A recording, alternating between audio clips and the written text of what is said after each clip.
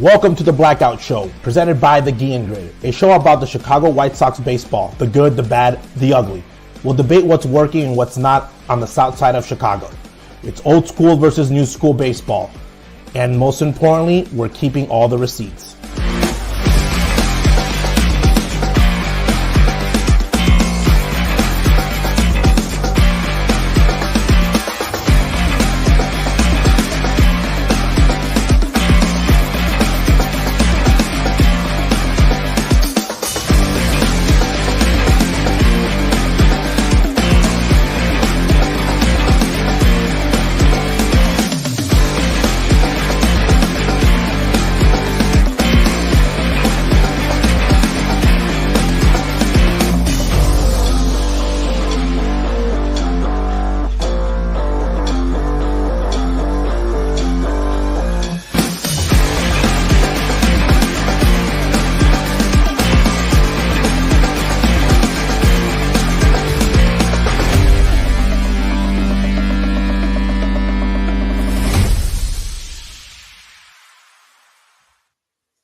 Welcome into the Blackout Show. The regular season is finally here. The opening series is in the books. Unfortunately for the Southsiders, they dropped 2 of 3 to the Angels. Not the start, although the starters were really good for the White Sox in this rotation. Really impressive pitching overall for this opening series. But the bats, after 8 runs on opening day, went cold. Gonzo joining me, Jay joining me, Ozzie Jr. hoping to join us here shortly. I'm Slavko Bekovic. Thanks for listening. Thanks for watching. Thanks for tuning in. Thanks for spending a Sunday night with us. Boys, what were your early impressions of the White Sox, the Dennis Green team, if you will? They are who we thought they were. See, I waited a few months, Slavko, and now we're back, and you're still on your bullshit, man. Like, we knew it like it is. You're a realist, some say. You're a realist. This is the team we thought they were, and I have to be honest, because I was at opening day. The vibes were good. I was proud of the starting pitching, but you start to get a feel of, oh, here we go again, because outside of the long ball, we were only 2 for 7 with runners in scoring position. If you really want to see an increase, you probably would have gotten a couple guys over, but that's nitpicking. Just to end it like this, I didn't come into the season with too much expectations. I did want to see the starting pitcher and take a step forward, and I kind of got that this weekend. So, yeah, for me on the other side of it, I felt pretty good coming in about the pitching rotation, at least shocking out people, at least on the national side of baseball. And looking at hindsight, 17 innings, not allowing a run, that's exactly how you wish to see it play out. And Sox, for the whole series, had a pretty close series with the Angels. We lost 2 of 3 by 1 run. So obviously the Sox bats need to pick it up. I know there was a lot of injuries coming out of camp, and we saw a lot of option players be selected over the youth. And out of that, everyday roster, there's nothing really in there truly. You sound excited. Surprised by that. I'm not surprised about it, but I know that I was kind of expecting, I guess more so them coming out with maybe close games, at least in this series. And I was let down. That's exactly what you just said. Who are you surprised didn't make the team? For me personally, I would have loved to see Chase Meadroth up. But he had a terrible spring, didn't he? He did, but I didn't expect, I guess that to continue into at the major league level. Let's just say I felt like that's a guy that can get on base. And I know I tweet about, poor at bats from Vargas and Amaya. Those are 2 guys that I didn't have making the 26. But I understand with the option, the options on them. And this is the thing, Slav, is for me, I wouldn't have picked option players over youth and development, because with the new CBA, it's more benefit to the youth, because you can get draft picks if they get votes for Rookie of the Year. So if it's me and they earn it off of camp, like Kyle Teal had a hell of a camp. That's a guy. That's the one guy you can say, okay, he actually raked in the spring, but you didn't say Kyle Teal. He was great, and he's been great so far in AAA. I was going to get to him because I know that was a big talking point on Damn, Twitter. you got a lot of players that should have made. I told you, my guy was taking a hella notes before we started the show. Like he came, he's ready. Yeah, but I mean and Cuero, I don't think he got talked about enough, but he had pretty solid camp too. Did you really think Edgar Quero had a chance to make the major league roster opening day? Like you entered spring training thinking he has a shot. And you didn't think Miguel Vargas was going to make the team. I felt like one of them was going to get a shot. But I know I was wanting to see how Chris Guest was going to play it out. And when it was coming down to it, the final 2 days before camp broke, there was with the injuries and all, it was interesting to see how it played out because it really did come down to the last minute. So, but Kyle Teal, that was one. I actually, I thought it was going to be Cuero coming down, before spring break started, but seeing how Kyle Teal's camp went, I felt like I know we missed a couple weeks left, but I felt like that should have been a true conversation. And Colson Montgomery. Oh, with the coming back from the injury? Yeah. Yeah. Was Teal hurt too during the spring? Did I miss that? No. I was saying. Oh, you're talking about Colson. Okay, I thought you were talking about Teal. No, Teal raked. Teal there's a legitimate gripe. But again, what's really the benefit of calling him up on opening day for a team that's going to lose 100 games? And you start his clock early. But that's what I'm saying is the PPI with the incentive. So he's playing, you're in a rebuild. If there's a shot at getting extra draft picks, why not go for it? But you just said, Gonzo, the only way we get those draft picks is if he get Rookie of the Year votes. You know how many at-bats it's going to take for that to happen? Exactly. Yeah, but I mean, that same goes for Christian Campbell out in Boston. So that's a team trying to compete. And he's in extension talks right now. Yeah, it's not even remotely close to the same thing. He literally came out and said yesterday they're talking about an extension right now. I mean, we'll have to see it because his path to the big leagues, he skyrocketed to the best prospect right at the beginning of the new year. So, like when I was talking about trading for him back in November, he was way down the list. So, again, whether they're contending or not, you're going to get a full season of at-bats if you bring him onto the roster, especially for a rebuild where they're not playing for anything, and he's going to get all the at-bats. And he's going to get them every day batting third or fourth in AAA. And there's no point starting that clock on a team that's going to lose 100 games. And then you potentially, I mean, the downside is you mess with the guy's confidence. We've talked about this a million different times, especially with the White Sox, calling up guys too early and the detractions that could have on their career, or at least their early development. I hate to use Gordon Beckham as an example, but that's an example of a guy that Andrew Vaughn, different case because of COVID, but there's no need to rush these guys on a bad team. Christian Campbell, if you think he's major league ready, Cam Smith with the Astros, the same thing. If you are a contender and you think this guy's going to help me today, you start the clock as soon as you can. If you think he's going to help you win and get you to the playoffs and make a deep run. That's not the case for Kyle Teal. That's not the case for Colson Montgomery. There's no point other than selfishly us as fans wanting to see them in the big league sooner than later. That's literally the only benefit. I just disagree on the extra draft selection. But there's no guarantee for that. There's no guarantee. No, there's no guarantee that at the end of this, about that extra year. So, what happens if he busts? At the end of the day, it doesn't matter. Well, all right, let's end the show. If none of it matters, what's the fucking point? No, I'm saying nothing. Even that extra year doesn't matter either at the end of the day, because he has to develop for that to truly matter here at the major leagues. And if you're wanting to get that assessment out of him, like I said, if he earned it out of camp, which I believe he did, I would love to see him get that.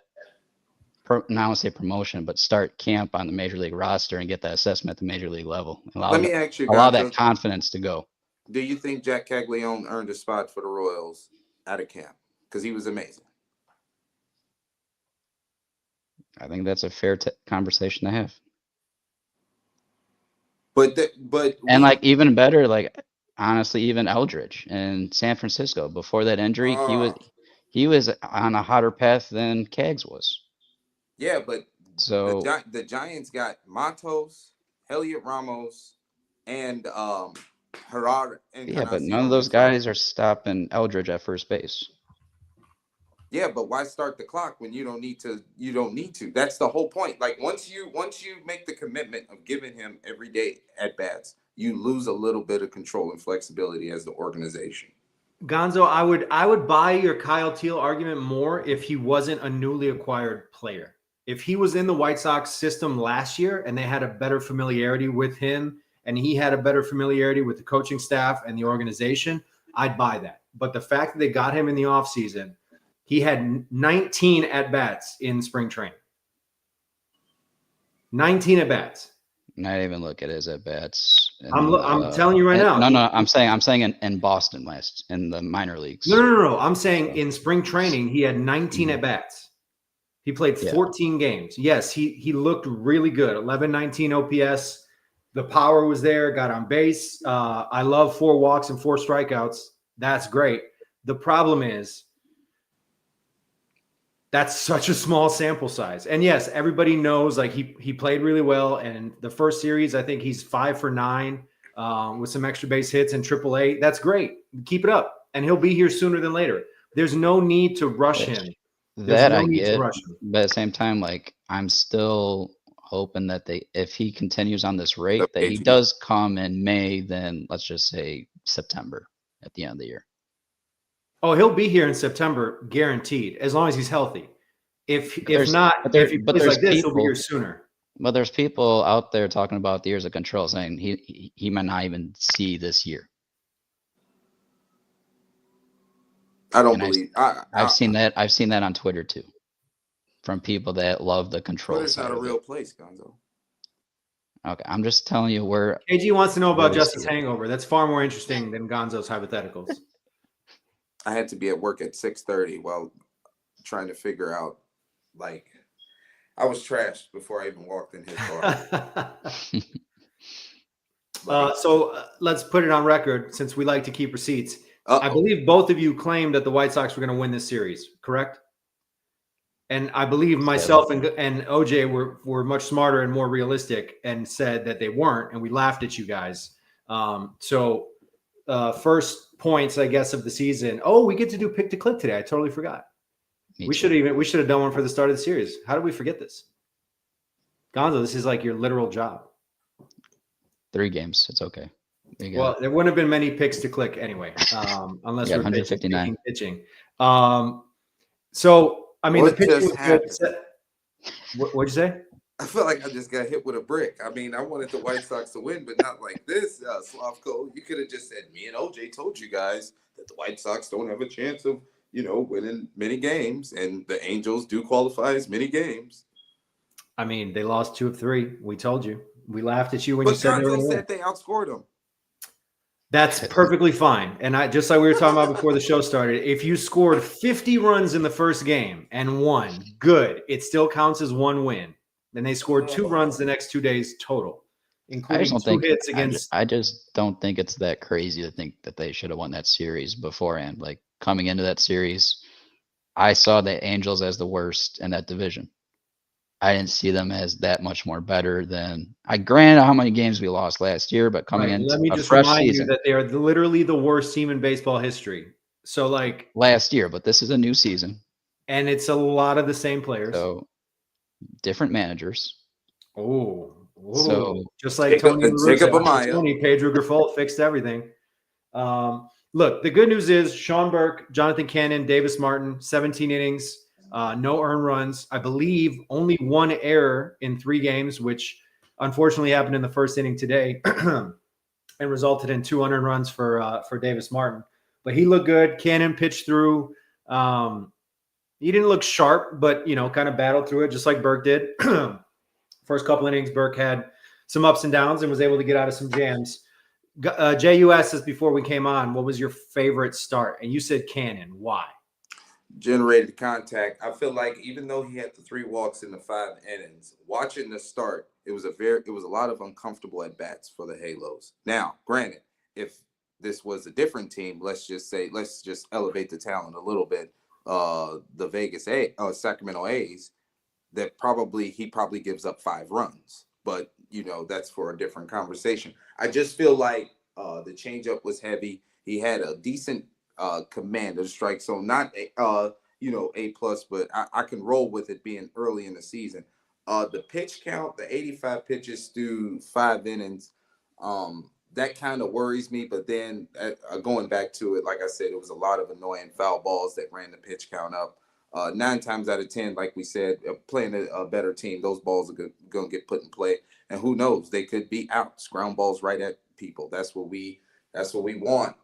This team was 3 for 16 in runners in scoring position the entire weekend. And you're going to need your pitchers to get some of these base runners off the base pads and strike out sometimes, even though, you would like as least amount of contact as possible. But that ground ball, that 5-4-3 is so vital to a young pitcher getting out of it. And I think Cannon fielded his position well Saturday, got out of the jam. And that's all you can ask for right now. Get me out of the jam. Hand it off to a fresh middle relief pen. So I like Cannon. I want to see more.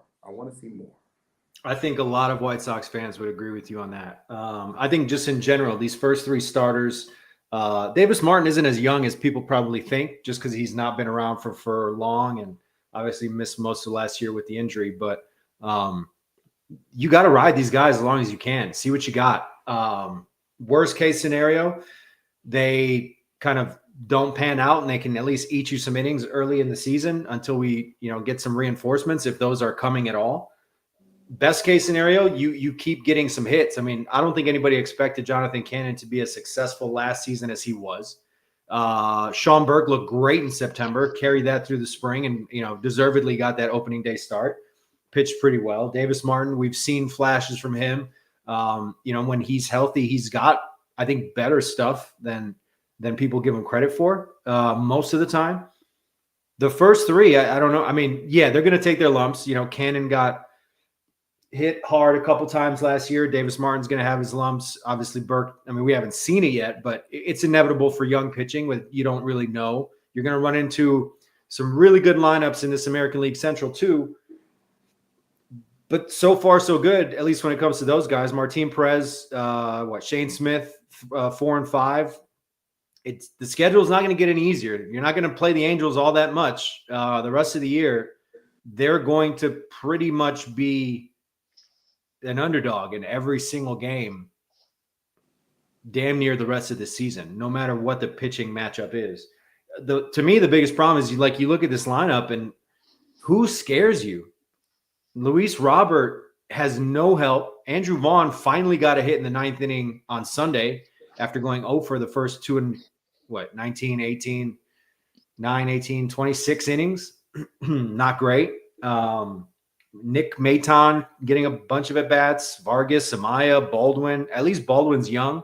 Vargas, you have to throw in there. He's got to play every day, in my opinion.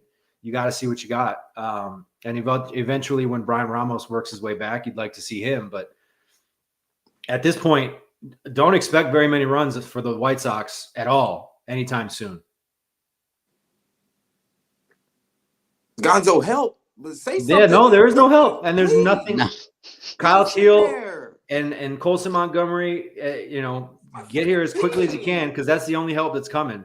I mean, Bobby Dahlbeck, what are we looking for? Chase Madroth, I'm excited to see. Bobby Dahlbeck slander. None. I'm excited to see Madroth in the big leagues at some point. None. There's not a lot of help on the way. And there's not, part of the reason why I think a lot of people wanted Dane Dunning was because there's not a ton that's right on the cusp in AAA that's ready to take a lot of pitch a lot of innings or get a lot of plate appearances. And unfortunately for the White Sox, it's Madroth, Colson, I guess Teal. But even then, how quickly are you going to go to those guys? Because this lineup, it's not going to produce.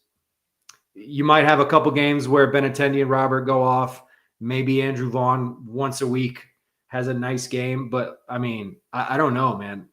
I don't know where the runs are going to come from in this organization. Yeah, well, I mean, like opening day, like I said, we got lucky with a couple long balls, but when it's time to put stuff together, that's where we're gonna have trouble because you're looking at a team, Slavko, that isn't resourceful enough to make use of their outs. So they're not getting them over and getting them in. They're not in that mode yet. They're still fresh. They're still green. I'm absolutely petrified of this Twinkies set because all of the luck that we had, the BABIP luck we had against the Angels, that's not gonna fly. The Twins will absolutely they will bludgeon us if we pitch in the heart of the plate in strike throwing situations. If we don't execute,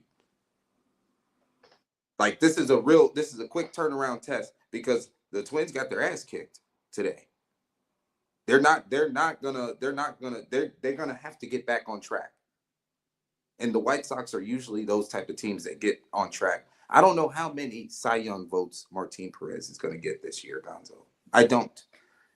And tomorrow won't be a good blemish on the resume. I'm sorry. I'm going to go ahead and say 0.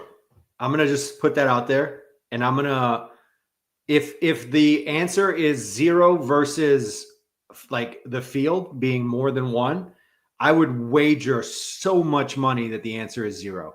That's sick.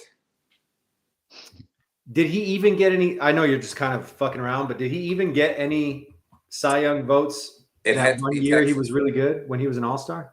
I think it was the Texas year, yeah. In 22, he was an All-Star. I don't think he got any Cy Young votes. That's a shame on the voters. It's also the voters that didn't vote for Etrio. One of them didn't vote for Etrio. American League voting. So the thing is, and then too, Gonzo, I want because it's Kyle Till. Nestor Cortez got more votes than Martin Perez in 22. And he had a great performance. Ask Nestor Cortez about those torpedo bats. 4 straight pitches, right? 3 for 3 to start the year. What was the last pitch he thrown last year? Was that walk off to Freddie? I think you're right. Oh wow, 4 straight major league pitches in a row. Think about that. That's fucked. Imagine you give up the home run and you say, "Okay, Nestor, game 2 of the season next year, you're going to give up 3 straight bombs to your Yankees." Imagine you get traded from New York City to Milwaukee. And your first series is in New York. Like, what type? Did they punish him for the Freddie home run? Those are 2. They did by trading his ass to Milwaukee and then hitting 3 home runs off. Because Milwaukee was an opening series this weekend in New York. I don't know if they knew that already or what, but they was like, "Oh, we got something for your ass." Because I don't know. That is There's true. no way. Like it's not that bad going to a division winner, but from No, I like the Brewers. Yeah, but like knowing that you're facing this right away, bombs away, but yeah. All right. So what do we think? I didn't get to think. I didn't get to end the whole segment about opening day or the opening day series. You to end it. Honestly, for me, I was interested when Burke got named opening day starter because I really thought it was going to go to Davis, but I wasn't hating on that selection at all because when you saw the innings that Burke ate up at the end of last year, I was really interested to see how he was going to, go from last year to this year, and he started off hot, and it's kind of like alluding to what KG was saying here with again, Sean Burke, his first start came against the Padres at the end of last year, a playoff team, and he shut them down. So the kid's got really good stuff, and he's going to come later in my bold predictions coming up later in the show. But we didn't discuss that at all, by the way. I don't know. I gotta get these predictions out here. What you about to pop? You're the only one that's going to make some. That's okay. I only got one. I put all mine on record. Yeah, I haven't been able to say my prediction yet, but I'll save it later on. But at the end of the day, for me, I really enjoyed the opening day start. Just great to see the bats actually pick up there. Got confidence going. Just love seeing that first victory of the year. And I mean, They were in first obviously, place for a day. yeah, obviously, and even the the whole celebrating thing, the post game, that was nice to see. Will's first win, them all celebrating like that. Obviously, from what we saw from last year, we don't know how many victories we are going to see. But for me, I really think it's going to be more than we truly think. But yeah, from this opening day series with with the Halos, I like what I'm seeing. But again, this whole week 2 coming up is going to be all divisional baseball, and it's going to get a lot. It's going to get tough. That I can tell you. All right. So what were your thoughts? I know you tweeted some questionable decisions, or I guess you questioned, or I don't know if you tweeted or if it was in the group chat. Cam Boozer pitching against righties. What were your initial thoughts on Venable, his first series as skipper? Well, I was kind of hoping OJ would was able to jump in a little bit sooner, because I know he actually said in the group chat on opening day there was decisions made that he liked from Will and some questionable ones from Ron. So maybe we can get to that when he jumps in a little bit later. But I only was able to see today's game, and everything was looking good until after the rain delay, and then it was a series of righties beginning the 7th and 8th, and he doubled down going lefty in back-to-back innings, and Bozer's the one that right off the bat gave up that solo shot to the righty. So I was surprised, I guess you can say, with seeing that selection coming out of the postponement with the lefty against the righties. So I'm not sure if there was analytics with slash lines involved in there, maybe, but granted, I don't know how the first 2 games went with his own selection with Will, if he was leaning on analytics or whatnot, but seeing that, that the righty just take it right off the bat, I was really disappointed to see it. But again, 3 games, so I can't jump too much on Will just yet. What's up? So I've been having trouble with this for the past couple of years. In Rob Manfred's league, the game has changed. If you look at what's taking place, left-handed relievers are getting destroyed by left-handed hitters. Look at Kyle. Because they have to face more guys than one. There's no loogie anymore. Yeah, so you can't absolutely save these guys. So I mean, I don't think Kyron Price has a sample size to where you say, okay, we just have to get the righty out here to get that. Yeah, but for me, when I saw, I did see a little bit of Penn Murphy yesterday, and I liked what I was seeing out of him. So I thought they were gonna go with him, not only with the spring he had, but with the stuff he had in the opening day series. That was the guy I was kind of hoping to see. Let me interject, because all we have is his last season of major league experience to go off of. So his splits, as his pitching splits were actually really even. Right-handed hitters 712 OPS, left-handed hitters 687. Slightly higher slug against righties, but the average lefties actually hit him better than righties last year. So I'm assuming that's what they're going off of, because all they have is 1 season of experience last year with the Red Sox, and then minor league stuff. So, I mean, I'm assuming that had a lot to do with the decision to let him go. How long was the rain delay?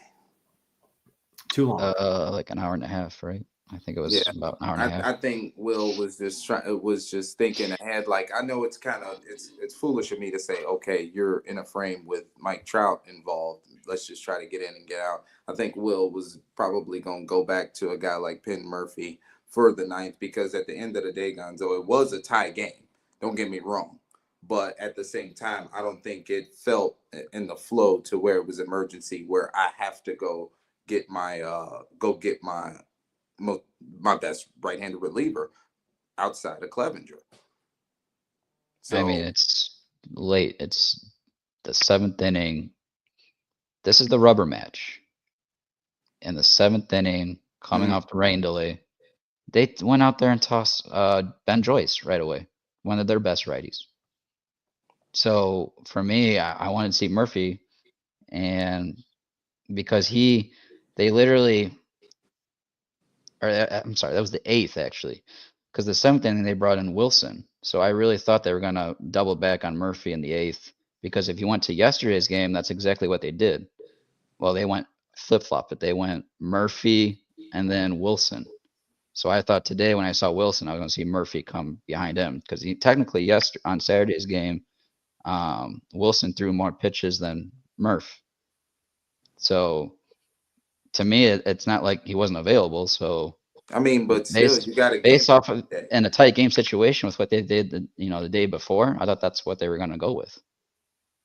Instead of bringing in I was like I said, I was surprised. I understand it's a rubber match, Gonzo, but at the end of the day, you do have a 3 games Monday, Tuesday, Wednesday set against arguably a tougher team right now. I know Minnesota just got, like I said, got their ass handed to them, but at the end of the day, I want to have a fresh Penn Murphy for that series rather than just trying to make sure that I get through Price, Trout, or whoever. Yeah, for me, I'm not even thinking about tomorrow. I just want to win the game now. Win the game. Get to worry about Detroit. March. It is March. Detroit when we get there. They're gonna lose 100 games this year. It's March. That's what I'm saying. I'm just focused on. I want to win the game today. Yeah, I'm focused on today. I'm not worried about tomorrow. Oh my God, dude. Why are we worrying about fucking the rest of the season? Or tomorrow.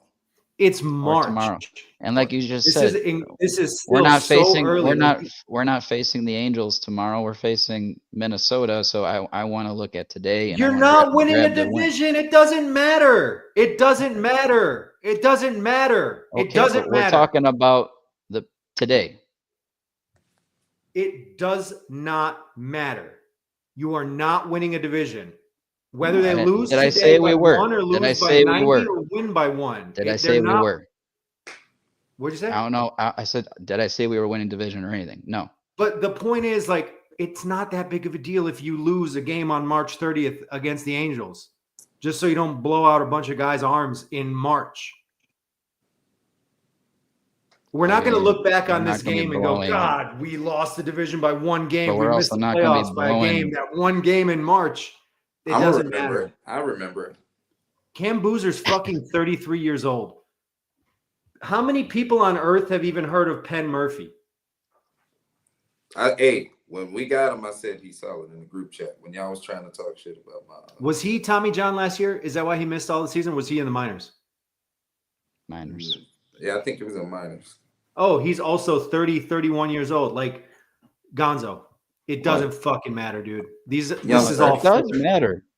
You're going off of what you've seen recently, and between the two of them, that's the guy that they've been going to is Penn. You saw it yesterday's game, which is, I know you just came back into the conversation with what I said prior, but yesterday they went bam, bam in that order.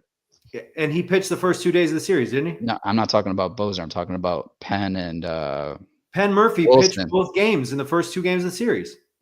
Yeah, and yesterday is what I'm saying with the layout of how they went yesterday. It was flip-flopped. So you wanted them to go back to Murphy again today? It went Penn and then Wilson. He only threw 12 pitches yesterday. And then so you want and Wilson threw 16 pitches. You wanted him to pitch in all 3 games of the series. Why not? He didn't Let's get beat ask up. Jimmy Cordero how that's going for him. Okay, and it worked last year for several of the starters too. Or not starters, but the relievers. Who was a good relief pitcher on the White Sox last year? And you're acting like this is not like we're going to have the same Penn at the end of the year. Gonzo, my point is these are 30-plus-year-old relief pitchers in March on a team that's going to lose 100 games. Right. And they probably won't be here by the end of the year. That's what I'm telling you. They're not going to be here by the end of the year? I don't see them being here at the end of the year, no. Right. So what does it matter? Use them. Use them to your advantage. You cannot just throw a guy out there every fucking day and let his arm fall off. Like, these guys are trying to make a living. They're in their 30s getting like major league pitching right now. Like, Gonzo, you can't just go fuck a guy. You can't just let a guy wear it 95 times in a season. But you're acting like you threw a lot of pitches in these 3 games. You should know better than this, dude. What are you talking about? Look at number one, look at how Will is using his bullpen, Slavko. That's what I'm telling you right now. It is early in the season. It is early in the season. I don't care what point of the season it is right now for this rebuild team. It's literally still spring training, damn near. Like, that's my point. Is these guys don't have a lot. They're like yes, relief pitches. Not like they're getting stretched out, but like there's no point. There's no point in just trotting a guy out there every fucking day. I'm just saying, in a high leverage situation to this point, which is the first 3 games, this is what Will went to the last 2 games. So you want to see more Jordan Leisure, right? So he can. No, I want to see.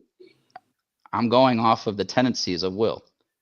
His tendency was in leverage was going Wilson and Murph back to back. Bro, your sample size is so minuscule. Yeah, there's no tendencies yet. But based off the sample scale or sample size of the two of them or of this group of pitching, Murph has been pitching well. So what? Just keep with the flow and the confidence of that. And just pitch him 3 games in a row to start a series, to start the season in March. Yeah, why not? Because you just don't do that. Like there's again. Okay, Slavko. Then guess what? You just lost the game today because of this BS. The loser versus the righty. Like, come on. That's why they lost the game, because Penn Murphy didn't pitch. This is where we're at. This is what you're saying. March 30th. I'm telling you right now, I wouldn't have went to Boozer. Can we talk about something else, please? Gonzo, I knew this was going to happen. I don't know why you let me. I don't know what you're expecting. I'm saying you cannot expect to throw a guy 3 times in one series. You cannot. It's March. Stop being a meatball fan for 5 seconds and put yourself in Will Venable's shoes. You cannot just trot out a guy every day. That's sick. I think home run. Gonzo, the only game we won this series was a game we hit a home run. And that's going to happen a lot this year. And it's been the case for the last couple of years with the White Sox. They don't hit a lot of home runs. How many home runs is Penn Murphy going to hit? That's it. Gonzo's trying to act like Penn Murphy's raising the win total here. So I need to know how many RBIs, runs scored. Because you can't blow out your bullpen this. I want to know what you're Googling. Like, how many pitchers have played in all 3 games? I was thinking Bowser pitched in that first game because he pitched 2 games as well. Right. You don't throw a guy 3 straight games to open up the season. You just don't do it. I don't care if it's fucking. He threw 30 pitches in these 3 Aroldis Chapman in his prime or 33-year-old Cam Boozer. Like, it doesn't matter. You just don't do it. I don't know why that's so hard to grasp. The tendencies. It's fucking March. It's not even like we're a month in. It's still literally March. Like, it might snow tomorrow. There's no point. Like, oh, we need to throw Penn Murphy 3 days in a row against the Angels. Why? Because it's a leverage situation. I'm not saying out of leverage I would throw him then. If they were losing, throw Boozer in. I don't care. But coming out of that rain delay when it's a tied game and it's deep in the ball game, it's high leverage. I want to see Murphy out there because he's been throwing the ball well. Can you honestly say a team that won 40 games last year will be in high leverage? No, but how many series are we actually going to win this year? Not many. Exactly. And I want to try to win a series early on. Okay, that's fine. Now. But what are we doing then if we're not trying to win baseball games? We're sitting here talking about a team that's going to lose 100 games again, and they have no one on this roster. I don't know this shit. I'm not accepting anything, first of all. But if you're the manager, I'm not accepting it. If you're the manager and you throw out Penn Murphy 3 straight games to start a series in March, people look at you like you're crazy. You bring in Penn Murphy and everyone's going to go, why are we throwing this guy 3 days in a row? They wouldn't talk about it if they got the victory doing that. If they win the series, you think they're saying, oh, we threw Murphy for 3 straight games in this series. No, they're not. They're going to say we won the series and move on to the next one. Okay, Gonzo. He's a vet. I fucking hope, and this is what you did. Look at what you've done. I hope fucking Penn Murphy comes in tomorrow and gives up 5 fucking home runs on 5 pitches because of you. Like, he's this Probably won't be fucking in the ball world beater game. pitcher. He's a 30-year-old.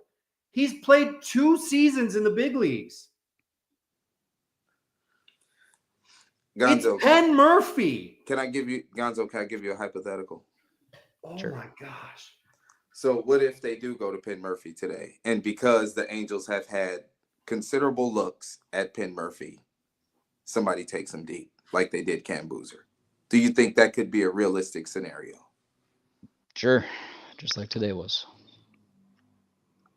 So what's the difference? Difference is I actually thought that would have been a good decision because of based off how he was throwing. How are you laughing? You thought Boozer looked well? No, I'm just saying. Exactly, that's my point. But it didn't. One of them I felt was deserving based off of his recent performances. Okay. I'm dumbfounded. It's really remarkable how often you just like I can't even So wrap you're my head saying around. all the games Tony was using relievers back to back to back.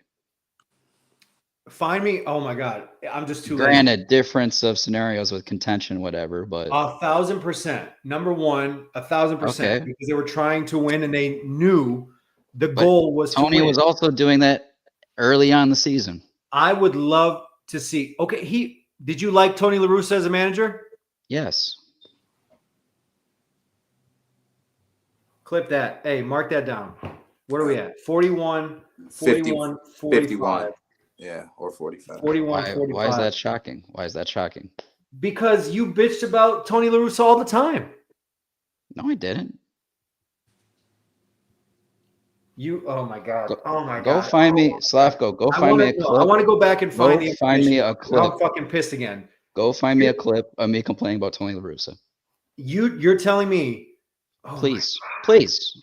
You can find a lot of clips of Sean Anderson doing it. You're comparing an 80-something-year-old manager on a team that was brought in to try to win. First of all, I don't even remember him using a guy 3 days in a row. I'm sure you can find it. And again, it wouldn't be in March, even if he did. There was a lot of leverage situations early on the season when he was testing guys, and yeah. Who? He did it with Hendricks. All right, in let's go multiple see. innings early on. It was also against the Angels, but it was at Anaheim. But Tony, those White Sox teams were like held accountable for winning. So winning that team winning in March is a lot different than this team going full throttle. But that's not my point. My point is about leverage situations using your best arms. Yeah, that's full throttle. But again, that's not my point. Was contention or not? Well, if the White Sox were contending, they might have done it. Maybe. I mean, It is a rookie. It is a rookie manager right now, so I don't know what he would have done. I mean, it's just crazy to me. You're comparing Tony La Russa on a team that was going to try to win the division and ultimately did in 90 or they did win the division in 2001. Yeah. And it was with a guy, Liam Hendricks, who was an elite closer. And you're comparing that to March on a 100-loss team with a rookie manager and Penn Murphy. Like, do you understand how asinine that sounds? No, because the perspective I'm using is using high leverage, in high leverage situations, using relievers in back-to-back situations, in back-to-back games. 3 straight games. Sorry, 3 straight games. There's a big difference between back-to-back games. I know there was that one day Hendricks pitched twice in a doubleheader, and then I think he pitched the next day. Mm-hmm. But that's also, again, like you're using Tony La Russa, who's an outlier in himself with bullpen usage, number one. Number two, you're using Liam Hendricks, who is a fucking lunatic and straight up said, I get pissed when I don't pitch. If it was up to him, he'd pitch 162 appearances every year. Again, I'm not using this as comparisons. I'm just using that as examples from recent memory. And again, the point that Jay and I are making is that the context Thanks, Joe. is totally Appreciate different. you. Because The you actually context remember is too. totally different. Well, there's another example for you. Yeah, I said Jimmy Cordero, and he fucking blew his Exactly. elbow out. He cost him Exactly. millions of dollars. Exactly. And that was Rick But it Renteria. was used. That was Rick Renteria, right? With Jimmy Cordero? Didn't he use Ruiz too? Jose Ruiz was never in high leverage situations. He got used a lot. And when I he was thought in high leverage, I thought Pedro was using him in high leverage. not very often. No, because he fucking sucked in high leverage. And Pedro Grifol Was that also sucked. 23? Oh my God, why are we even arguing this? This is so fucking pointless. Just tell me your bold prediction so I can leave. What do you got? I want to hear this shit. Oh, maybe I don't. I don't know. Sean Burke is going to represent the White Sox at the All-Star game. That's my bold prediction. And they have to have one guy, right? Yes, that's my bold prediction. So does that mean Luis Roberts definitely gone this year? I mean, I want to say yes, but he has to. That value needs to go up, so he needs to get on a roll here. If you didn't like the return for Fetty, you're not going to like the return for Luis Robert.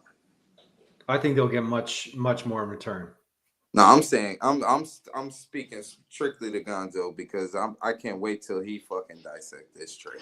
So to that point, Gonzo, I know you didn't like the return for Dylan Cease. Yep. I don't think you liked the return. They didn't really get anything for Eric Fetty. They should have though. What was the last trade that you actually liked the return? Did you like the Crochet trade? You did. Yeah. But didn't you guys want Abreu? Willier? Abreu? Yeah, didn't you want him? But he wasn't the headliner of that deal. Christian Campbell was. Yeah, I think. Yeah. So you wanted Abreu or Campbell, and you got neither. You got neither. So but you still like the return for Crochet. Yeah. But didn't you also want to keep Crochet? No. Are you sure? I was pretty vocal about that. Yes. That you did not want to keep Crochet? Yeah, because why would you keep Crochet? You traded Cease. You already started your rebuild. I think when we drafted Hagen Smith, I was Slavko's writing notes right now of things that I've already. I'm going back to pull clips. 1,000%. That's how. Okay. I want to Crochet. Go ahead. Hagen Smith and Noah Schultz. It's pretty easy to do. You just have to go into my Twitter handle and search my profile. I want video. I want it from the horse's mouth on this show. Okay. Well, I have already posted that out of the show's account back in our live show in November. I said what the packages I was hoping for. It's okay, man. Exactly. That's crazy. Like I knew we had to trade Crochet. I was still I was upset because I even posted my reaction to that trade out of my personal handle and the show's handle too. You sent them to a good home though, White Sox. Appreciate that. Because part about that Slav was I didn't expect the Red Sox to be putting Braden Montgomery in a trade package this early.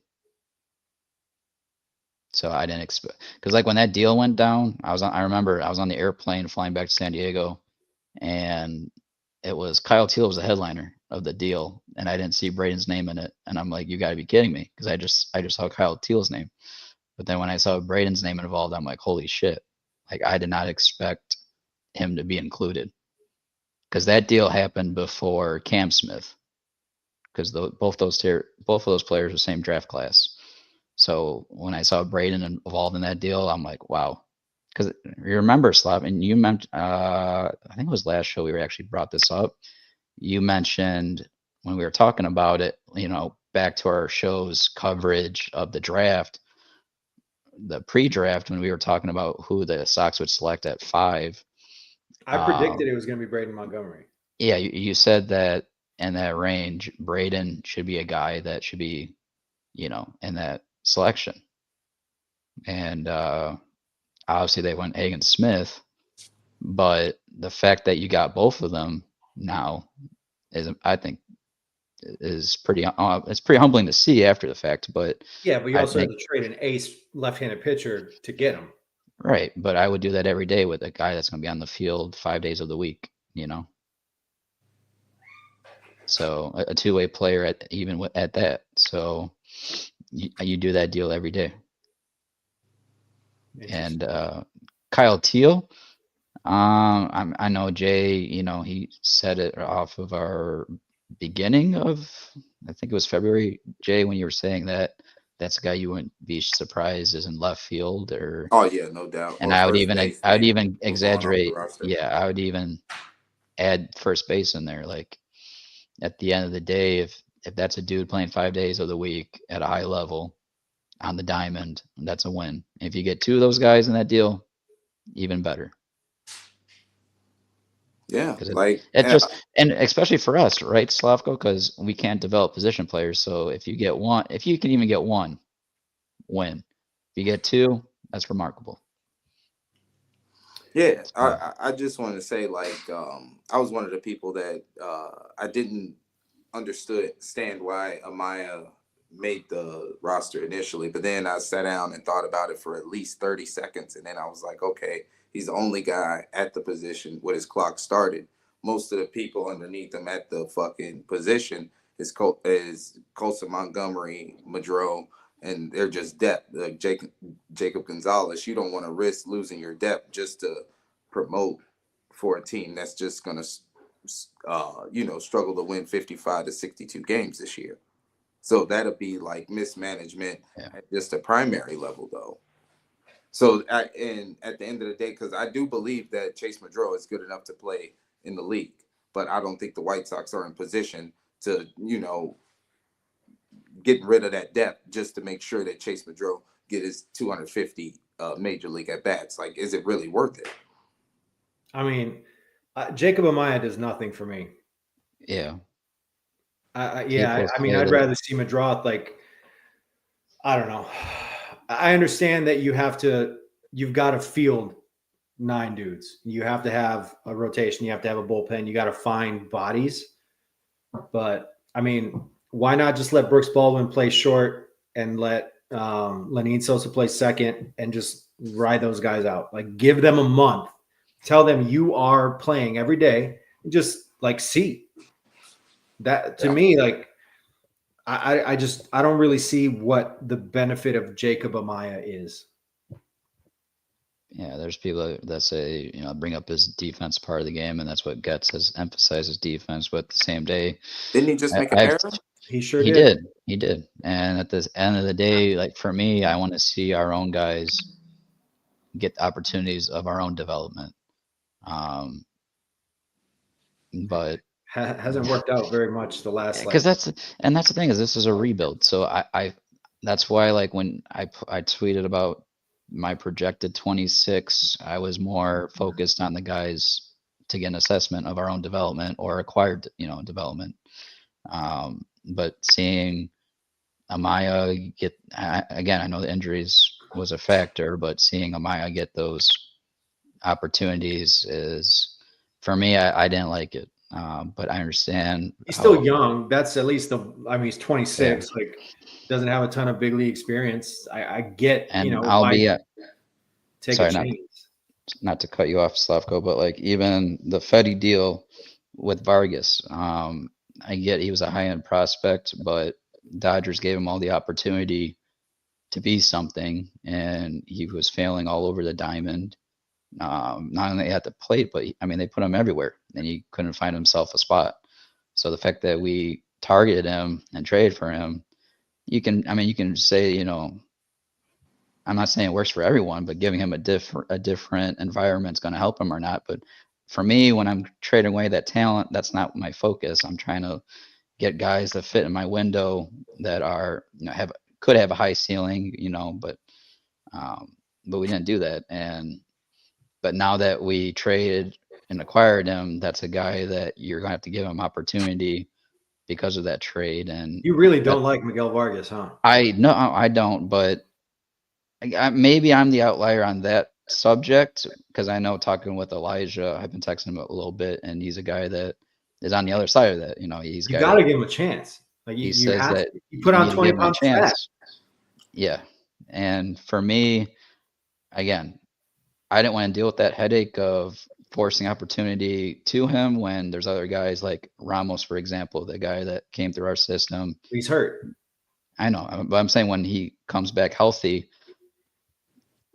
are they just gonna keep him in AAA because of Vargas being up here? Like, that's a lot of front office questions of how they're going to orchestrate the 40 man and, to the 26. It's,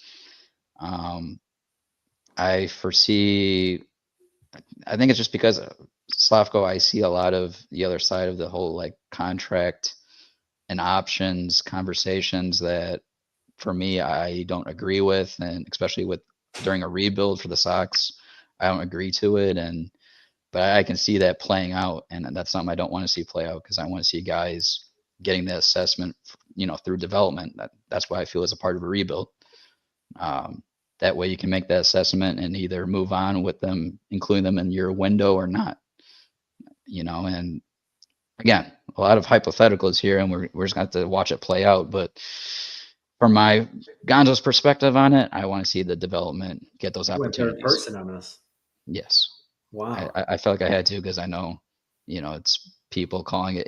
We're gonna have my receipts on the show and everyone else's, but that's where what's the benefit of cutting bait?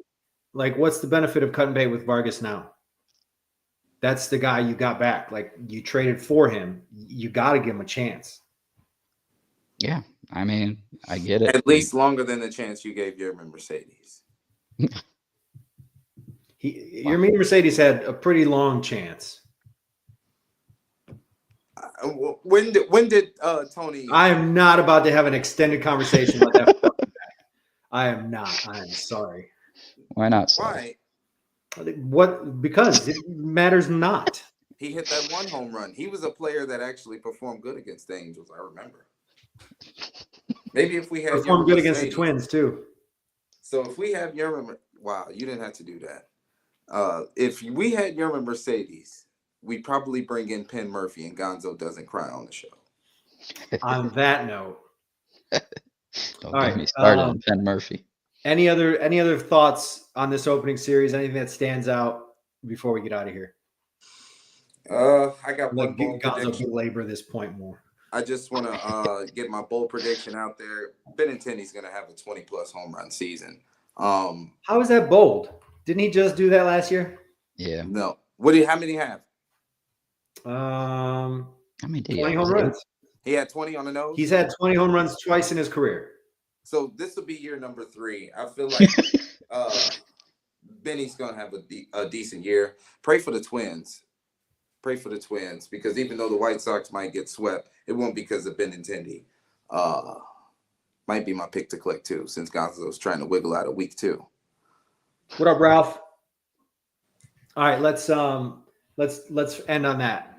Picks to click for the first time this year. Gonzo, you keeping track? Yeah, I'll keep track of it. All right. So Jay won. You got Benny. You cheated last year, Gonzo. So who gets to pick first? Jay does because he won last year. Go ahead, Jay. No, I'm getting Benintendi. I'm taking the easy way out. Okay. Gonzo, we'll let you have the second pick. No, Slav, I'll let you go. Nope. It's all you. Son of a bastard. Pick your boy Amaya. Pick Penn Murphy. He'll be fresh. I'm going to go with Thies. Matt Tice. Tice, yeah. What a stupid pick. He's going to go 4 for 5 tomorrow. Like, watch some bullshit. Well, I mean, if you're going to leave Luis Robert there for me, I'm not going to take him. Michael A. Taylor. Ooh. And he won't be Michael B. Taylor, Michael C. Taylor, or D. Taylor. How many at bats did you get this series? He went over 1 today with a strikeout. Oh, yeah. That's my pick to click. Why the fuck not? Because who else is hitting? And at least Taylor, like Luis Robert, knows the Twins and knows enough about this division. So he used to play for the Twins too. Throw a roll of dice. I feel like he's played for half the teams in baseball. He's like the LaTroy Hawkins of outfielders. He's modern day Octavio Dotel. I'm gonna give All right, OJ I Amaya. gotta find this actually. Now I'm curious. How many teams did he play for? I'm gonna give OJ Amaya. No, you got to give him Robert. Why are you going to give him Amaya? All right, I'll give him Robert. You see, that's that shady shit. That's how you end up fucking 7 points above everybody else. Oh, yeah, you suck. Oh, fuck. He has played for 1, 2, 3, 4. He's only played on 5 teams. He's had to have been claimed by other teams or something, right? Let's do the schedule real quick before we dip. Series loss, series loss, series loss. Continue. 3 games, Monday through Wednesday, at home versus Minnesota, and then Thursdays off, Friday through Sundays at Detroit. I'm gonna go over some likely pitching matchups. Monday, tomorrow's start is Paddock versus Perez. Tuesday start is Shane Smith versus Woods Richardson. Wednesday is Sean Woods Richardson. Did Yeah. you say Royce Richardson? No, Woods Richardson. Yeah. And then Tommy Gonzalez playing next week. Wednesday is Lopez versus Sean Burke. Willie Castro's been 400 with 1 homer, 3 ribbies for the Twins. I got the Sox going 1 for 2 in the series. What say you, Jay? Which game are they winning? I'm feeling that Sean Smith start on Tuesday. Shane Smith. Yeah, my bad. Shane Smith. I gotta get used to all the real 5 guys and everyone else. We're probably gonna get destroyed by Wallner and Larned, to be honest with you. I got the White Sox getting swept. We might be on no hit watch with Pablo or Sean Burke, to be honest with you. Not good boys. And then, or what do you think, Slav? Anything about that Twin series? Are you serious? Yeah, Can we at You least already know the answer to that question. I didn't know if you were gonna like surprise me. You think we got a chance? A chance to win a game? Yes. Okay. A I feel chance good to about win my the 1 and 2. series?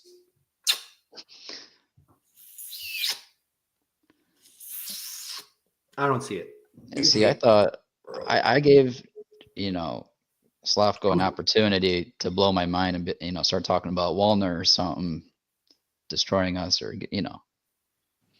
something to surprise me. No, the pitching's not the problem. Like, That wasn't pitching. Wallner's a left-handed hitter. He's outfielder.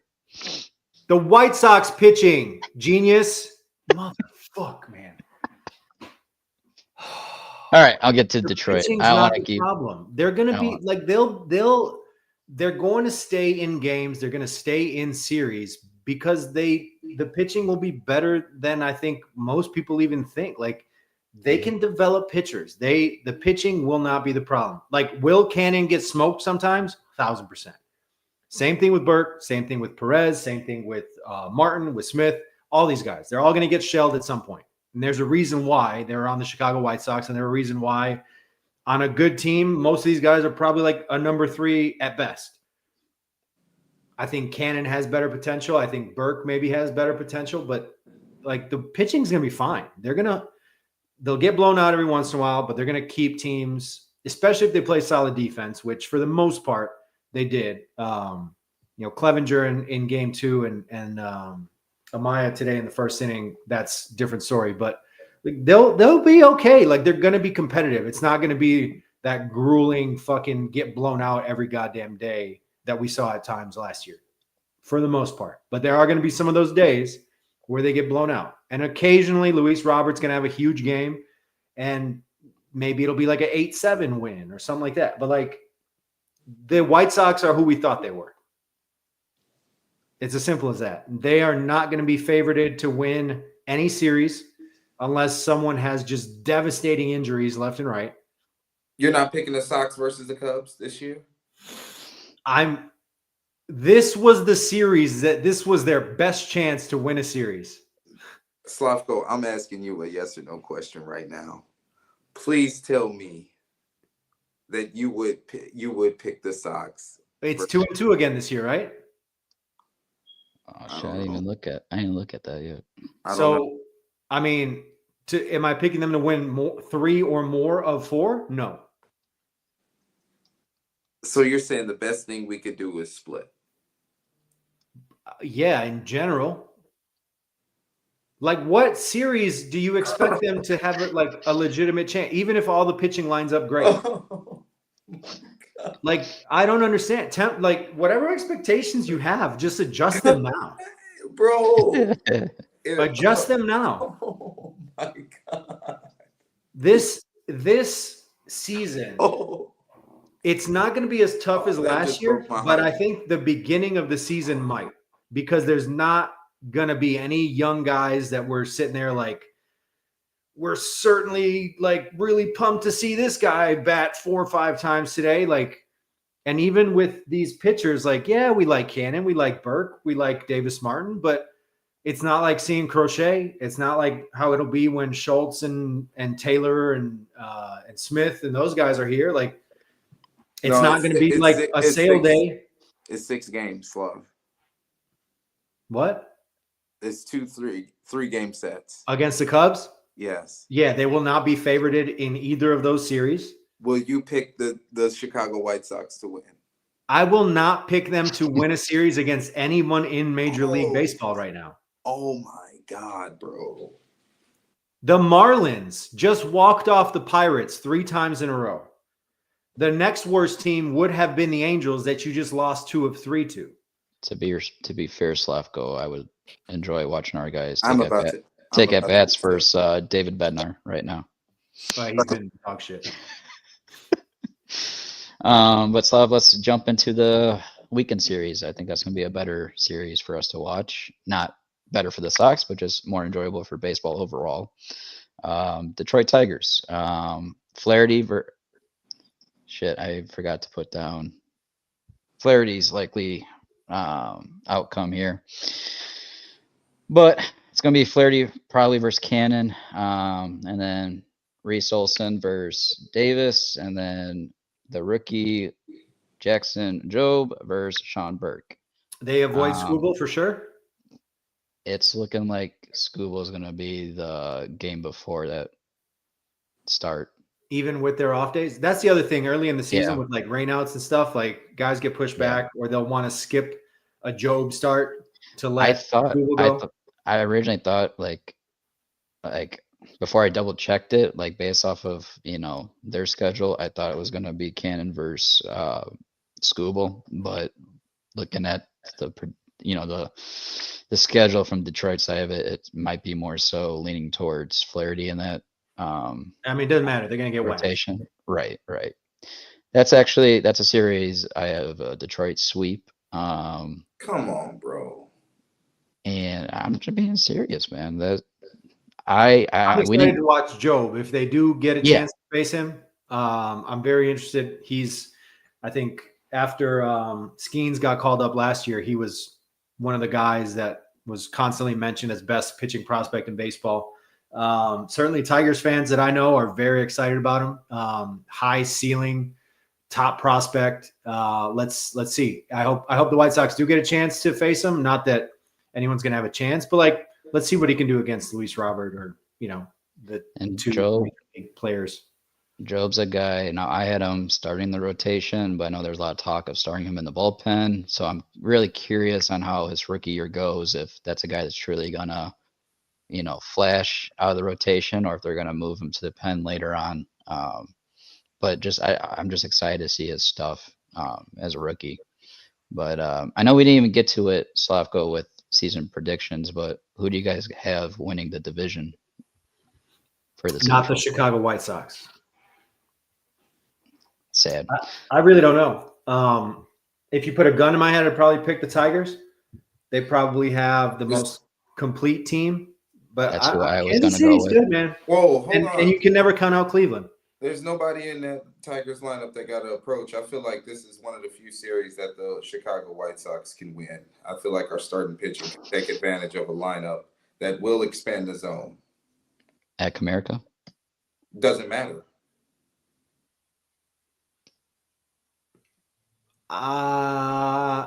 I don't know. Like the Tigers just play hard, man.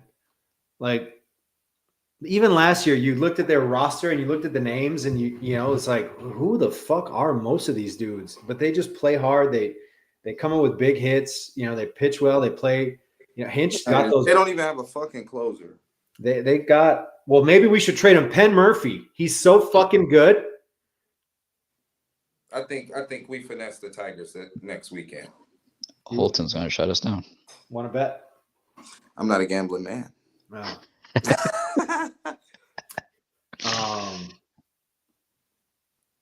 Yeah, they don't have a chance against the Twins. They don't have a chance against the Tigers. They don't have a chance against the Royals. They don't have a chance against the Guardians. There's no pitcher that's going to have us on no-hit watch in the Tigers rotation if we skip school ball. Flaherty probably could. Flaherty, he'll flash. Come on, bro. Get the... I don't know. I don't know about Jackson Jobe yet. Like, let's see. All right, just to wrap this up, who do you guys think wins the division? I said Detroit last year, and I'm going to pick them again this year. Cleveland. We already know Junior's taking the Indians. Yeah, I'm taking the Tribe as well. I thought OJ would pick the Royals. I don't think so. I think he still goes with from what I'm seeing from Kyle Manzardo, the league might be in serious trouble. I mean, I'm not sure if you saw it, Slavko, but OJ put in the chat like a month or two ago that he's given up on Cleveland, so he wasn't happy with their. He did? Yeah, because they traded away. When they traded away Jimenez. Remember, I screenshotted it to you. Well, that's because it was his boy. I know, but he also has his boy in Kansas City. You know, Garcia. Jimenez has been going dummy with Toronto too. Mm-hmm. We gotta get an update. We need to get an update from OJ because he might be trading his allegiance. I wouldn't think so. The allegiance is the other Sox team that Jay likes, and his boy AC. All Sox matter. Djokovic got the break. Miami Open Finals. All right. Final thoughts, shout outs. OJ left us. He deserted us again, but we'll let you guys get the final thoughts before we get out of here. My final thought, I want to be clear with my bold prediction. And I said John Burke will be representing the White Sox. Did you say John Burke? Sean. What did I say? I'm pretty sure I said John Burke. He said John Burke. I swear to God. I heard John. I heard John Burke. There was a John Burke in my high school class, so maybe my mind is there. But Sean Burke, I'm pretty sure I said Sean. I gave my bold prediction with him. But mind you, Slav, I did say last year Crochet was going to be representing the Sox, and that was bold. But I just want to be clear. I'm not saying that Sean's going to go off on a Crochet dominant, one of the best arms in the AL. But I do feel he's going to have a pretty solid year. Yeah. You know, I don't want to say solid, but a good year. It's a really bold prediction that a team's opening day starter in a league where someone must have a representative will be on a Major League All-Star game. I mean, Crochet shocked. It's not that bold. I was saying Crochet surprised me with how dominant he was, but with the stuff I saw, it was bold at the time. But for even before, that was going to be my bold prediction before they announced him as a starter for opening day, because I was going back and forth between him and Davis, you know, getting that representation. But so if Davis Martin was the opening day guy, would you have picked him over Burke? No, I would have picked Burke. That's why. That's what I was getting to. Was it Davis? Because originally I thought Davis was going to get the nod, but you know when they gave it to Burke, I'm like, well, that's just going to make my statement. I don't want to say less or worse, but I was with how he started. The opening day start. He's on a good path right now. His confidence is going. And again, small sample size with the 2024, September stretch that he had and those 19 innings he threw in the month of September, but he's looking good. And it's not even just, me saying that, but I've seen several of the interviews that Chuck has done with the players. They're all talking about Burke and his stuff. So if he can represent the White Sox, even better, because I know I tweeted about Schultz, Smith, Grant Taylor as the top 3 in a rotation. If Sean Burke does well this year, I mean, that's a guy you can throw in the back end of the rotation going forward. Because I mean, let's just be. I'm just being real, Slav. Like when you. No, you're being an optimist. What do you There's mean no way optimist? you can say like, oh, that's going to be our rotation in 2 years. That's just not. It's The just not ceiling. realistic. You're saying that's not the ceiling of that rotation. Okay, ceiling is not how it works. Because guess what? 1 out of every 10 Okay. prospects hits their ceiling. You can All right, project well, all you want. It doesn't. I've it's been not pretty realistic. good at looking at arms and watching it play out. This motherfucker. All right, Don I'm just Cooper, being like real. you fucking know how to evaluate arms. Sure, you are going to tell Okay. me When who's I gonna be the White said Sox when I rotation. said when the White Sox trade Crochet, You said Cease? Michael Kopech was a number 2 starter. No, I didn't.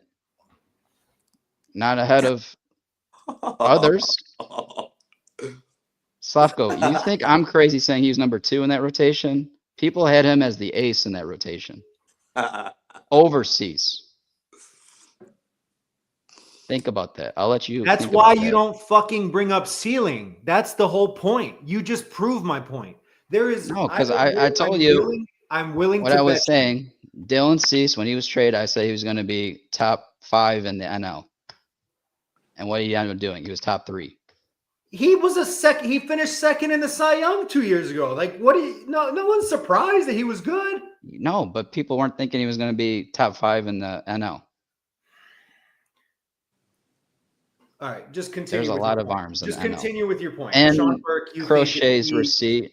I mean, I'll keep throwing you pitching receipts, but that's how I see it. Schultz, Smith, see and Grant Taylor. as the Which 1, 2, Grant 3 Taylor- for the White Sox in 2026?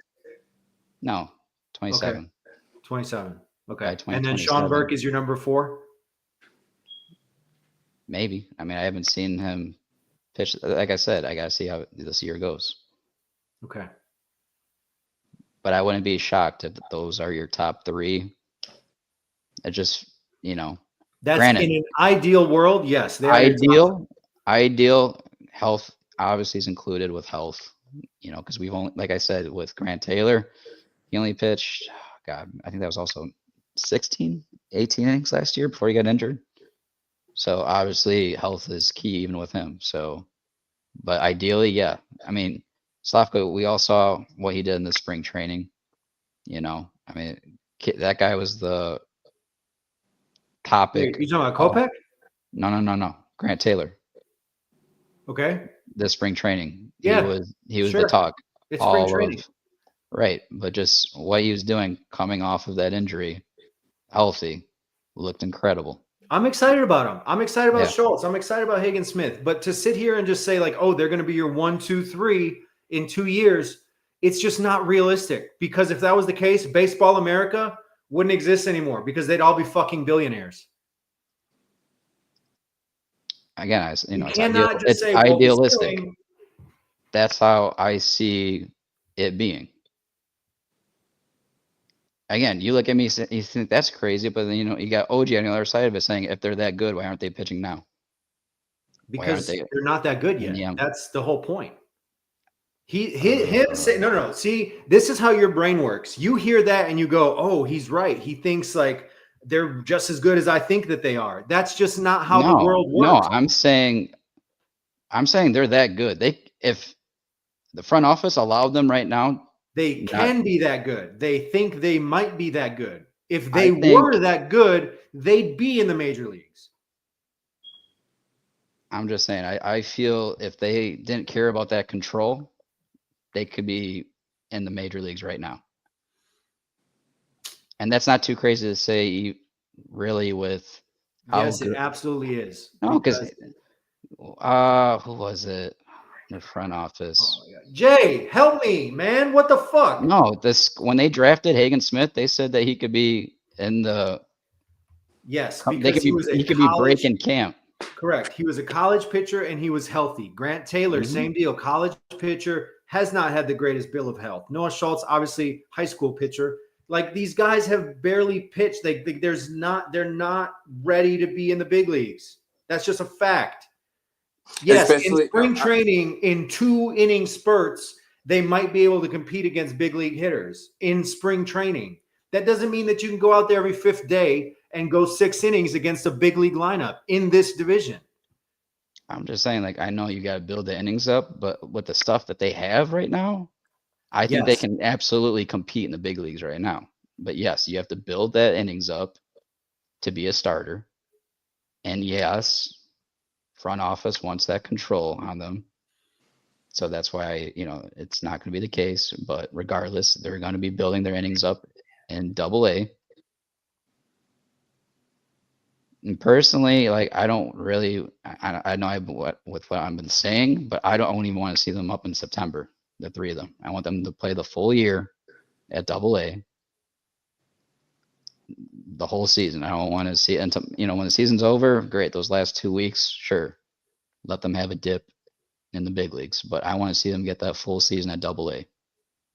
So you don't even want them to promote it to AAA this year? No. So I know, like, so they're good enough to be in the big leagues, but you don't even want them in AAA. For our specific farm system, as long as you earn it in Double-A, I can care less about AAA because Charlotte's a boombox. I don't care about Charlotte. The benefit of pitching in AAA is that you have guys with more big league experience and guys who generally have better plate discipline. And that's, to me, the benefit of pitching in AAA is that you're playing against guys more who are not seasoned players. Like, yeah, I don't really care about. Like, so Gonzo, what Slop's saying is you're facing more mature hitters in Correct. AAA, and you could use that as a better barometer, considering you're just going up against another organization's just top talent. Like that in Double-A, that's just that's just scratching the surface of what another organization believe their future is. When you go into AAA, you got guys that are rehabbing. You got career minor leaguers, like 32-year-old guys that probably only got one fucking at bat in the show. Like, you're facing grown men instead of just, young people. You're facing more quality at bats consistently. Yeah. You're not going to have guys chase as much in AAA. You're going to face guys who are going to lay off some of your best pitches on occasion. That back foot slider from both of our lefties. Look, don't get me wrong. I'm not trying to poo-poo like Schultz, Smith, or Taylor. I like all 3 of those guys. I'm very excited about their ceiling. But you cannot just sit there and pencil those guys in based on the fact that they are top prospects. Because you know what? 2018, go look at the top 100. That's not what I'm saying because they're top prospects. I just say based off their stuff, their talent. Those are guys that I deem. Thiago Vieira had great stuff. Where did that get him? Okay. Wow. Again, but what did that stuff consist of? Gas, nasty shit. Couldn't throw strikes. Okay. But again, the point is, like, just because you have nasty stuff doesn't mean that you're going to be any good. I hate it here, bro. I swear to God. You just can't pencil. It's just not how the world works. We've done that. Go back. Baseball America has their projections, 2 or 3 years out every fucking year. Go back to like 2016. Each of those guys got at least 2+ pitches and command. In the minor leagues. Yeah. To this point, with very limited innings. That's true. The assessment. But again, you have to project that out across a much more difficult opponent in Major League Baseball.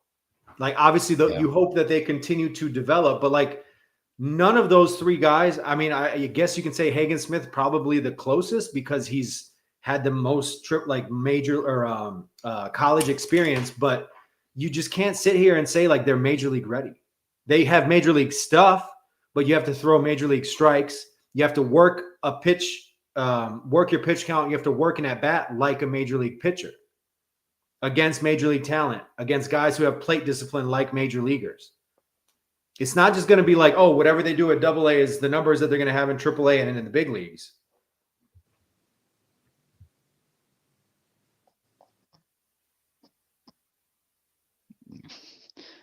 I mean, again, it's projecting, but at the same time, it's I hope you're right. How you view talent. I hope you're right. That's how you view talent.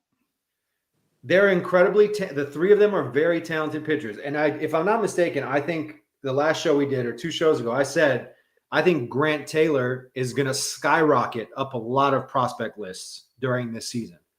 I'm very excited about all 3 of those guys. Huh? Again, Grant Taylor, that's a dude I brought up last. Yeah, you and Elijah, that episode, the first episode we did with Elijah, you guys were all about him, both of you guys. That's fine. But again, obviously, if I said that in that episode, he was a second-round pick, wasn't he? Like, he had a great college career. It's not like he was some guy no one had ever heard of. Right. But again, where I valued him was a whole lot further than where your national guys were ranking him. But you value every White Sox prospect a whole lot further. No, that's not the case. Again, a guy like Christian Campbell, where did I have him ranked? I don't know. This is not a Red Sox podcast as much as Jay wants it to be. No, but that's the point. Last November, when I'm looking at, guys across other systems and a deal for Crochet, I'm looking at guys who I deem really high on my list. Or not only on my list, but in other, who was the systems. Dodgers guy that you really, really wanted badly? Didn't they just DFA him? Was it Russian or Cartaya? No. Did you like Cartaya? That's the guy that they just DFA'd. No, in fact, I was the one saying that they were interested in Lorenzo. Did you want Rushing? I would have wanted Rushing over Cartaya. And again, at the time we were talking about Rushing, he's when he won the what was it? Oh, fuck, what do you call it? The All-Star game and the MLF, the minors All-Star game. The Futures game? The Futures game, yeah. He won the MVP of the Futures game. One game. Yeah, like this year it was Cam Collier on the Reds. All right, last thing before we get out of here. Since we're putting everything on paper. I was gonna say, bottom line, I've got so many, I don't look at this just White Sox based, because again, me and Jay do fantasy dynasty, so don't point at me. We have to do this. We have to do this for our minors, but I'm doing this for across baseball. And there's a lot of guys that I'm not surprised fly up their lists when they update them. Christian Campbell, prime example. They had him ranked really low, and next thing you know, he's top 3 in baseball when they update their list. But again, that's a guy I was eyeballing in November. Well, you need to make some phone calls. Apparently, you're an incredible talent evaluator. You need to be on a major league staff tomorrow. I'm just saying we shouldn't be focusing so much on these, I want to say, your MLB pipeline. I just don't go based off of those rankings. That's what I'll say. And I know there's a lot of people that do the same. See, now I want to go back again because I feel like I've heard you mention so many times we have to get multiple top 100 prospects in trade X, Y, or Z. I mean, Grant Taylor wasn't in the top 100. I'm talking about now he is. They drafted him. I'm talking about in trade, like Cease, Crochet, Robert. I feel like I've heard you say multiple times, like we need to get 2 top 100 prospects. No, I said that's what I said when you go back, even with the Cease talks. Chris Getz went out and said we value him with at least 2 top prospects in top 100. All right, I'm done with this and then he bumped that up past 2. As it got closer. I think it was February of last year. He was looking for 3. Never got to that. And then you only get 1. All right. Are you good? I'm sorry. That was just a bad going back to the Cease deal. All right.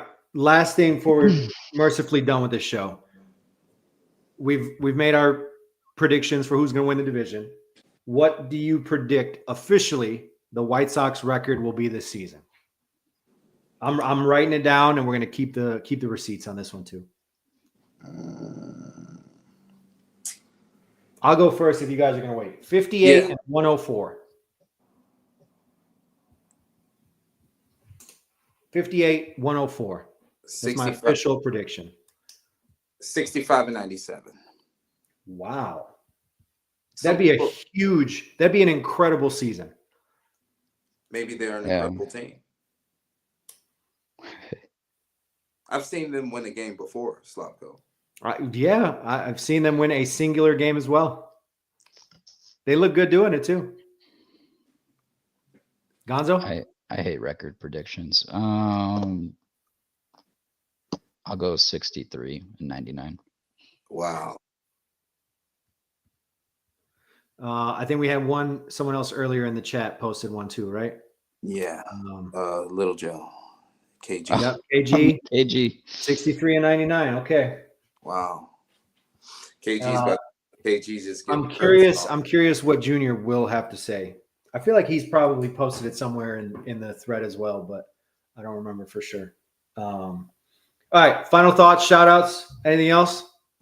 Shout out to you guys in the Chicago White Sox. I can't wait for you guys to take over my emotional and mental health for the next 6 months. Bet the over on the White Sox. I've been telling you all winter, my tune won't change. What 58.5, right? Mm-hmm. So I'm taking the under by a half game. You're petty. That wasn't even intentional. You just reminded me when you said take the over. Wasn't the first over at 59.5? Or no, sorry, 49. It was like 49. I seen 54. No, they were never going to be 49 win bad. Not again this year. It's so hard. I thought that was the opening odds though, and then they bumped it up a little bit. But that's crazy. That might have been like assuming that they were going to trade Robert in the offseason. Yeah, I think they opened up those odds around that time because I think it was 49.5, or it was like 49 or 50.5. But whoever jumped on that really early on, I think will win some money off that. I'm not a gambling man either, but I would have definitely taken the over on 49, 100%. Mm-hmm. All right, last thing, shout outs, and then we get out of here. Yeah, I'm gonna shout out Soraya. 2 weeks ago, she got accepted into vet school at Michigan State University. That woke her up right now. Awesome. Unfortunately, we just watched Michigan State lose to Auburn, sadly. But yeah, she's gonna be moving out here in July, so I can't wait to get out there. And I think her white coat ceremony will be at some point in August. So I can't wait to fly out to Lansing and not only be there to attend her ceremony, but then just to do a tour of campus because I always wanted to go to Michigan State and check it out. Slavko, you were there recently, right, for your coverage? I was there in August for the football training camp tour that we do every summer. Always like going back to East Lansing. I worked for the Lugnuts there for a year. I got a good friend that lives just outside of Lansing. I go hunting up there a lot. Yeah, I like that area a lot. Michigan State. I don't like Michigan State or Michigan.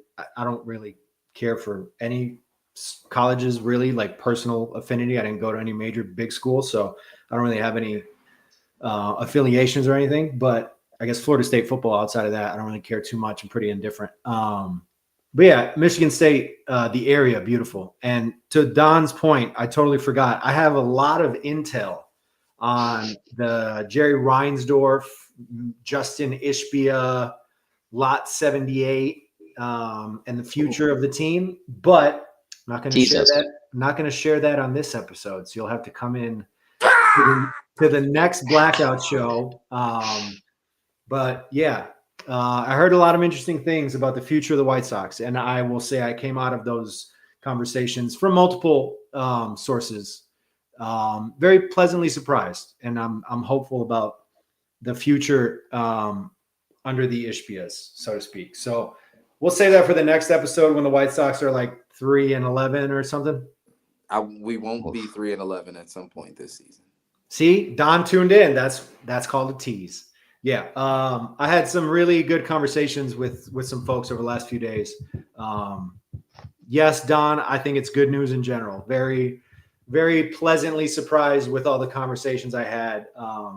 Don't expect anything to happen tomorrow, but yeah, some interesting developments within the ownership base with Reinsdorf and Ishbia, and potential future of the Chicago Sports Network and a new stadium. So I think there's a lot more in the works than I had originally thought, which is a good thing. So you'll have to tune into the next Blackout Show for that one. Make sure to subscribe to us here on YouTube on the Guillen Grid. Follow us on Twitter at the Blackout Show, Instagram. I think Gonzo TikToks occasionally. TikTok occasionally. Yeah. So follow us on all those, and then stay tuned for the next episode of the Blackout Show. For Junior, for Jay, for Gonzo, I'm Slavko.